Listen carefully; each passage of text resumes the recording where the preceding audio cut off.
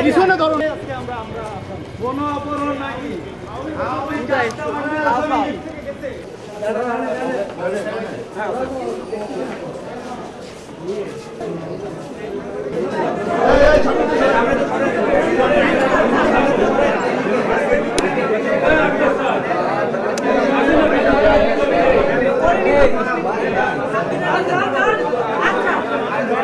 আওয়ামী লীগের ভোট মাঠের আসামি ছাত্র জনতাকে হত্যা করেছে, সেই আসামি ধরা থেকে আজকে আমরা আসামি।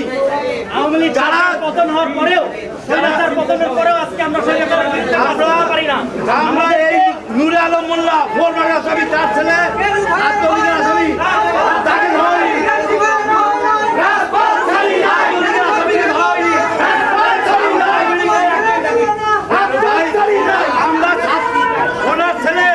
ওনার ছেলে ছাত্রলীগ করে প্রকাশ্যে আমরা যে ছাত্র জনতার উপর হামলা করছে তাকে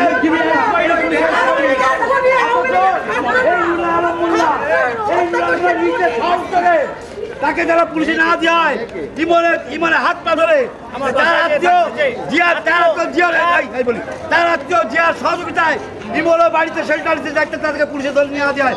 টাকা পয়সা সব মিথ্যা গেল, মূলত আওয়ামী লীগকে বাঁচানোর জন্য আওয়ামী লীগের এই হত্যাকারীদের বাঁচানোর জন্য আজকে উল্টো আমাদেরকে গ্রেপ্তার করা হয়েছে এবং আমরা আসামি হয়েছি। আমরা ন্যায় বিচার আশা করি, আমরা আওয়ামী খুনিদের বিচার চাই যারা আত্মজনতাকে হত্যা করছে। এই নুরে আলম আমরা আসামি।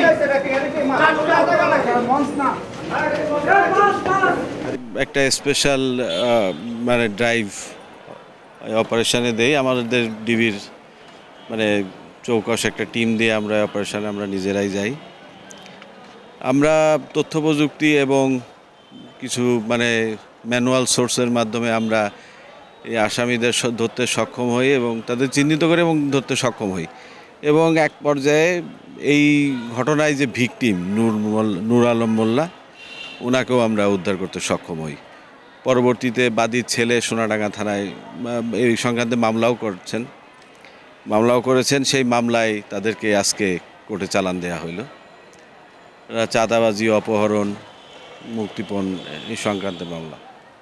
অভিযোগটা তো মানে তাদের বিরুদ্ধে অপহরণ, মুক্তিপণ, চাঁদা দাবি করার জন্য তাদের এই যিনি বাদী তিনি অভিযোগ করছেন যে প্রথমে 1 কোটি টাকা চাইছিল, পরে আপনার এটা নেমে 50 লাখে আসে।